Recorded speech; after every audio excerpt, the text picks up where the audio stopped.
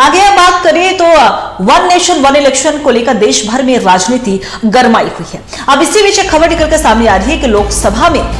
कल यानी कि 17 दिसंबर को वन नेशन वन इलेक्शन से संबंधित विधेयक जो है वो पेश किए जाएंगे। बीजेपी ने अपने सभी सांसदों के लिए जारी किया है व्हिप और इस विधेयक को कानून मंत्री अर्जुन मेघवाल पेश कर सकते हैं। One nation one election Modi सरकार के सबसे अहम वादों में से एक है और पिछले कई दिनों से इसे लेकर बवाल मचा हुआ है।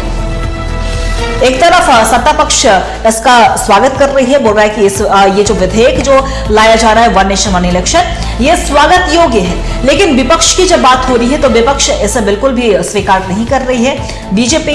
की बात करें तो बीजेपी कई मुद्दों को पॉइंट आउट करते हुए वन नेशन वन इलेक्शन क्योंकि चर्चा हुई इसके बाद ही वन नेशन वन इलेक्शन विधेयक पेश करने की बात कही गई। इसके पहले कैबिनेट से इसे मंजूरी मिली थी। वहीं अगर झारखंड की भी हम बात करें तो झारखंड की राजनीति में भी वन नेशन वन इलेक्शन को लेकर मुद्दा गरमाया हुआ नजर आया। बयानबाजी का दौर भी शुरू हुआ, यहां तक कि जब विशेष सत्र चल रहा था वहां पे मुख्यमंत्री हेमंत सोरेन ने भी वन नेशन वन इलेक्शन पर बयान दिया था। उन्होंने कहा था कि एनडीए की सरकार है और केंद्र में बैठी हुई एनडीए है और ऐसे में वो कुछ भी कर सकते हैं। तो कहीं ना कहीं वन नेशन वन इलेक्शन को लेकर विधेयक तो पेश किए ही जाएंगे। कल की बात जो निकलकर सामने आ रही है यानी कि मंगलवार को, लेकिन इसी बीच देश भर में राजनीति का एक मुद्दा वन नेशन वन इलेक्शन जरूर बना हुआ है।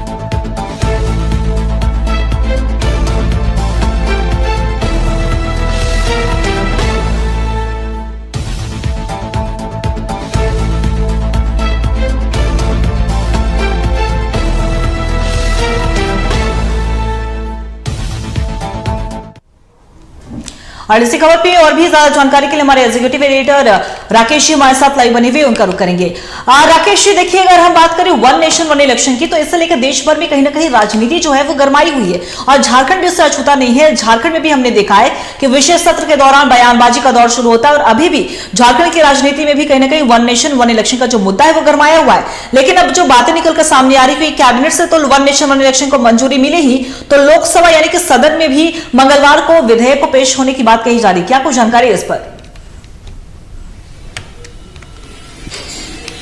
देखिए, निश्चित तौर पर अंकिता, ये वन नेशन वन इलेक्शन को लेकर जो चर्चा चल रही थी उसमें साफ तौर पे कहा जा सकता है कि अब जाकर सदन के अंदर इसे पेश किया जाना है और सदन में जैसे ही इसे पेश किया जाएगा इसके बाद से इस पर बहस भी होगी और वोटिंग की भी बात आएगी। और ऐसे मौके पे केंद्र सरकार में शामिल तमाम जो बीजेपी के विधायक सांसद हैं उनकी तरफ से एक व्हिप जारी किया गया पार्टी की तरफ से कि तमाम लोग उपस्थित रहेंगे वहां पे और इस कार्रवाई में जरूर शामिल होंगे। यानी कि साफ साफ कहा जा सकता है कि जिस तरीके से इस मुद्दे पे को लेकर देश में चर्चा चल रही है और ऐसे मौके पे अब इस बात की चर्चा है कि इस बिल को किसी भी तरह से सदन से पारित कराना है और ऐसे में सीधे कहा जा सकता है कि बीजेपी पूरी तरह से तैयारी के साथ इस बिल को सामने लाई थी कैबिनेट में और इसके बाद से अब सदन में पेश करके इसको पारित कराना चाहती है। हालांकि अभी भी माना जा रहा है कि कई इलाकों में इसको लेकर विरोधाभास भी देखने को मिला है, कई इलाकों में इस पर अभी भी कही जा सकती है कि बातचीत करने की कोशिश की जा सकती है, लेकिन जब सदन में इस बिल को लाया जाएगा तो निश्चित तौर पर कहा जा सकता है कि एक बड़ी उपलब्धि मानी जाएगी देश के लिए भी और कहीं न कहीं केंद्र सरकार के लिए। तो इसको लेकर कहीं न कहीं बीजेपी ने व्हिप जारी किया है और इस बार के व्हिप में इस बात की जानकारी मिल रही है कि किसी भी स्थिति में सांसद मौजूद रहेंगे वहां पे और किसी भी स्थिति में वे वहां पे नहीं आए तो जरूर उन पर पार्टी की तरफ से कार्रवाई की जाएगी। तो ये सारी चीजें कहीं न कहीं लोकतांत्रिक व्यवस्था में एक प्रक्रिया है और इसी प्रक्रिया के तहत इस तरह के फरमान जारी किए गए हैं। जी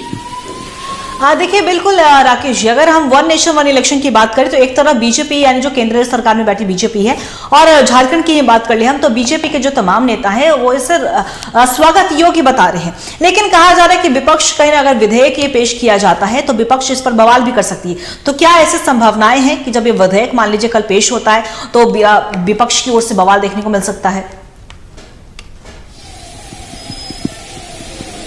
देखिए, जाहिर सी बात है कि जिस मुद्दे की चर्चा हम कर रहे हैं उसमें पहले भी विरोधाभास देखने को मिल रहा था और आपने देखा होगा कि जैसे ही इस बिल को कैबिनेट से पारित कराया गया था उसके बाद से ऐसे राज्य जहां बीजेपी का शासन नहीं है वैसे राज्यों में विरोध भी देखने को मिला था और इसको लेकर खुलकर विरोध करने की बात आई थी। तमाम जगहों के पर विरोध के बाद से इस बात की भी उम्मीद जताई जा रही है कि सदन के अंदर भी विपक्ष पूरी तरह से हावी होने की कोशिश करेगा और ऐसे मौके पर साफ तौर पर देखा जाएगा कि आने वाले समय में जब इस बिल पे कहीं न कहीं बहस होगी और उसके बाद से इस पे वोटिंग की बात आएगी तब कोशिश की जाएगी विपक्ष की तरफ से कि कुछ बीजेपी के नेता भी इसका विरोध करें। हालांकि इस व्हीप के बाद से इस बात की उम्मीद एकदम से खत्म होती नजर आ रही है। इसके बावजूद भी विपक्षी पार्टी होने के नाते तमाम दल के लोग कहीं न कहीं सदन के अंदर भी विरोध दर्ज कराएंगे और साथ साथ हो सकता है कि सदन के बाहर यानी सड़कों पर भी विरोध दर्ज कराने को मिलेंगे। तो ये एक बड़ी बात कही जा सकती है जिसको लेकर हम बार बार चर्चा कर रहे थे कि देश में वन इलेक्शन को लेकर, वन नेशन वन इलेक्शन को लेकर जो चर्चा चल रही थी उस पर किस तरीके से केंद्र सरकार आगे बढ़ रही है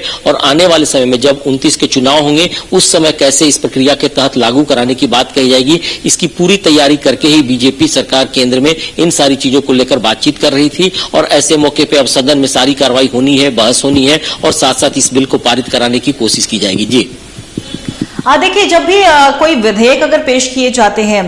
राकेश जी, तो कहीं ना कहीं दोनों पहलू को ही जरूर देखा जाता है। एक है सकारात्मक, एक है नकारात्मक, यानी कि मेरिट और डिमेरिट जरूर देखा जाता है। तो अगर हम मान लीजिए कि वन नेशन वन इलेक्शन विधेयक अगर पेश किया जाता है, उस पर मुहर भी लगती है, तो वन नेशन वन इलेक्शन को लेकर देश भर में चर्चा हो रही है, जो राजनीति हो रही है, तो आखिर इसके मेरिट क्या क्या निकलते हुए नजर आ सकते हैं?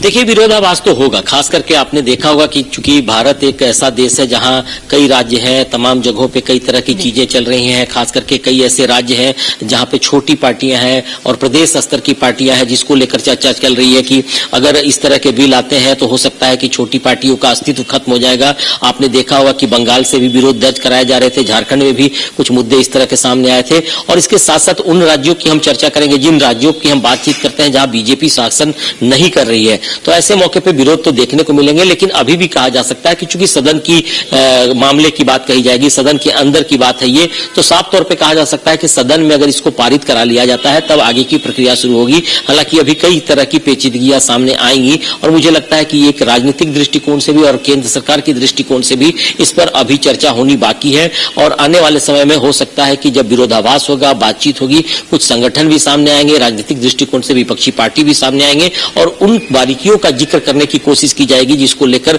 बीजेपी अभी बातचीत कर रही है। तो किसका फायदा किसका नुकसान होगा ये तो बाद में देखने को मिलेगा। लेकिन लोकतंत्र में कई चीजें ऐसी होती हैं, जब कहा जाता है कि कुछ बड़े मुद्दे आते हैं तब सामूहिकता के साथ बातचीत की जाती है और सदन ही एक ऐसी जगह होती है जहां पे इन सारे मसलों को रखा जाता है और वहां पर ही अंतिम फैसला लिया जा सकता है। तो अब की बातचीत की जाए तो सदन में बिल लाया जाना है और लाया जाने के साथ साथ पूरी प्रक्रिया